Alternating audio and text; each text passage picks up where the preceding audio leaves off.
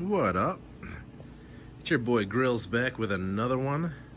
So this time I got a video on how to do the plugs and what they didn't tell me in the videos I watched. So let's dive into it. All right. So pretty much the first thing they tell you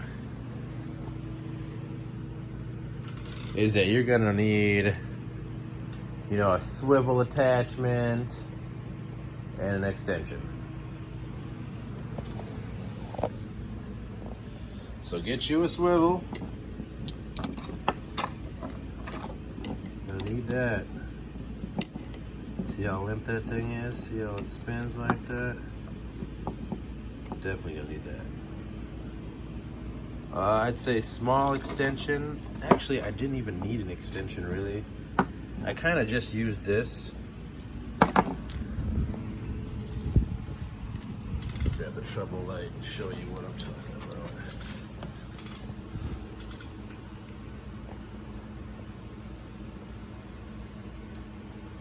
Alright.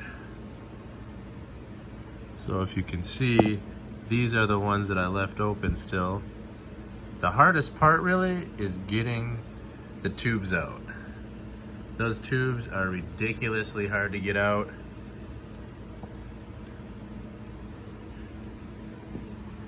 Basically, the only way I could get out the tubes was to break this little piece on both sides.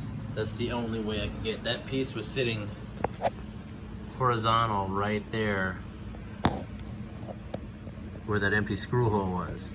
And what's that screw hole doing? It's sitting right in the middle of both those. Why would you put a plastic piece there? Ridiculous. Anyways, so when you take that and you unscrew it and then you break it, which I did, and it broke really smooth on both sides. There's one, there's the other. Real nice and smooth. Here's the finished side. Same screw hole. That same plastic piece needed to be broken so I could get my hands back there to get the tube out. I gotta say, that was the hardest problem out of doing the entire project. I mean, getting that limp socket in the back there, easy. It slides in there, you twist it, you unscrew it, you pull it out, no big deal. But getting those tubes out, whoo, your boy was sweating. Your boy was in this garage cussing, saying names he shouldn't be, I know you know. I know you know. You don't have to tell me about it. I know you know. Anyways, okay. So, anyways, so you get that plastic piece out and it's over. You got all the leverage and you need to pull that thing out and then it's easy. So make sure you get that plastic piece broken. And really, I'm not even sure if I needed to take off that cover. You take off the covers and the two side pieces, and you have full access.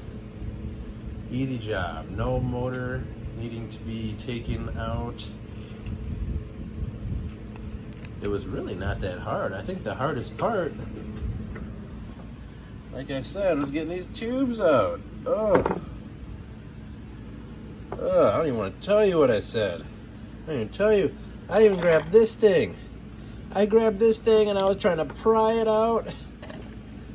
Not the back of these, okay. But the first on the other side that's already done, I was just trying to pry it out. Didn't work at all. Broke that piece off. Took my finger, done. Easy. Came right off. Not even hard after that.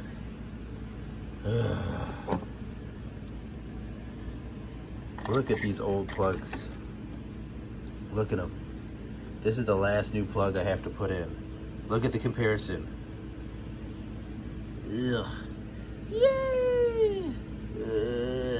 Yay! Anyways. Sorry, it's late.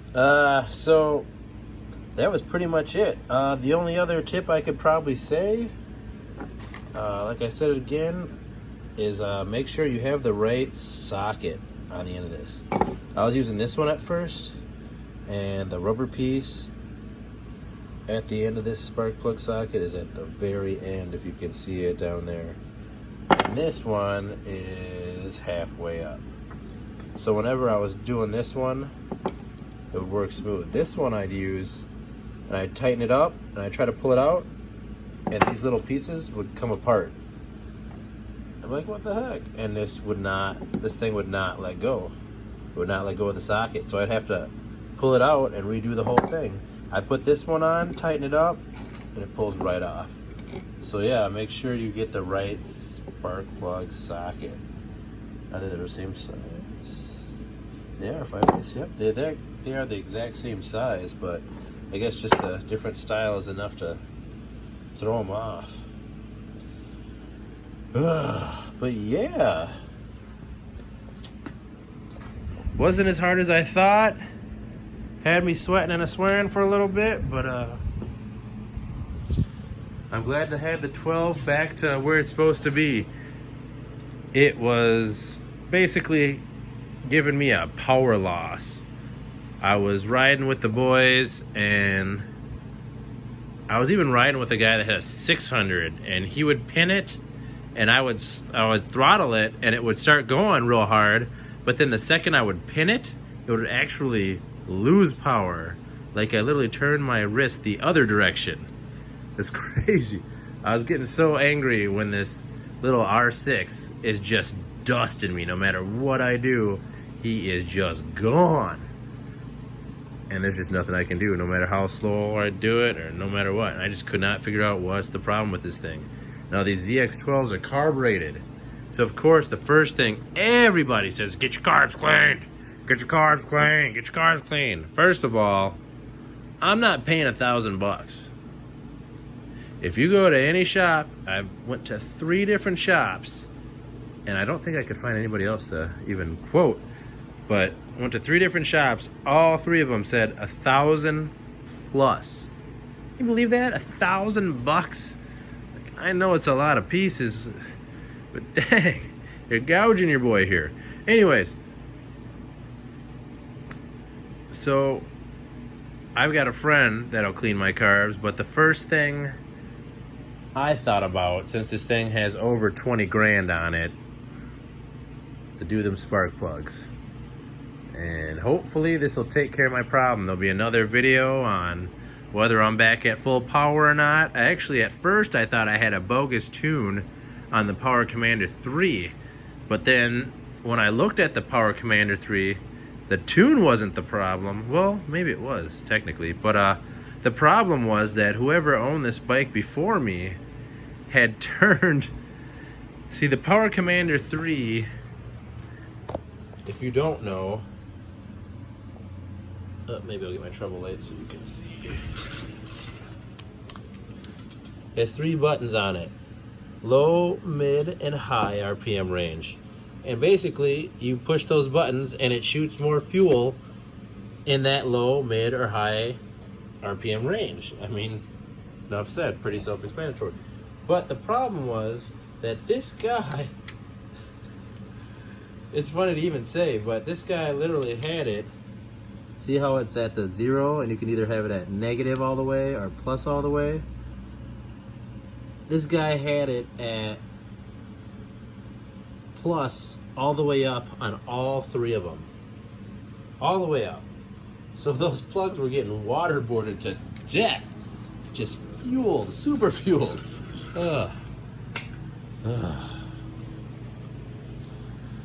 Anyways, long story short, plugs is easy. Plugs is easy. Plugs are easy, no sweat, not that tough. I would definitely recommend it. Just make sure you got somebody with smaller hands or you're getting ready to break those pieces. Mine were easy and brittle, so I got lucky, but you could go to break that and it might not break. So you might have to, think of something else, but it worked for me, so I thought I'd put on a video so people can use it. Oh, one more thing before I go too. If you have a ZX12, tell me in the comment section. Oh my goodness, I hate this thing. Look at this thing. Look at this. Why is that there? I'm gonna get new rear sets because of that piece. When I hit my clutch, or when I hit my peg to shift, I literally have to put my edge of my heel right there and like kind of sidestep it under here to click up. Because unfortunately, if I put it on top of it and I try to do it, it doesn't want to move. It's like I'm holding it in place. So I got to put my heel to the side and then click up. Down's easy, I mean, but up, I don't want to flip it over so my downs, they're ups and ups or downs. I mean, get out of here, I'm good on that. Anyways, oh man, I can't stand that. If you know what I mean and you've done something different, let me know. Otherwise, yeah, that'll probably be the thing I do next is new rear sets. Look at these tires, man. Still got the beads on and everything. Oh my gosh. Yeah, I love new rubber. I'm telling you, these tires are super smooth. These Michelin Power 5s, I could not turn on this bike at all. The first time I ever went to a clover leaf, it literally stood itself back up. I'm trying to lean over as hard as I can. This thing is standing itself back up. But now, turns are silky smooth. I mean, like butter. I definitely recommend these Power 5s. But yeah, let's see, anything else? Guess I'll make that video to let you guys know if it worked. Oh, I'm about to go to Phoenix in April, late April. So if you are from Phoenix and you want to ride, or you're just interested in seeing some riding videos from Phoenix, you're definitely gonna get those. I'll be doing some canyon riding, getting in those mountains, hitting those corners now that I can corner, and doing it big out in Phoenix. I mean, what can I say? I live in Minnesota, so I can't wait to get to Phoenix. Oh, nice warm weather. Right here, we're happy because it's 40, 50. People are out there riding in 50. Freezing, but happy they can ride. I went and rode the other day, just happy to be out there. 50, freezing. But not very fun when you have no power. So yeah, hope that fixes my problem. I'll let you guys know. If you guys like that video, go ahead and hit the like button. Always use some more subscribers, so go ahead and hit that subscribe button. Get your boy to 1,000, please. And maybe I'll buy a new bike. Yeah, how about that? Alright. Get me to 1,000 subscribers and I'm going to buy a new motorcycle. At least, I want to say 2011 plus.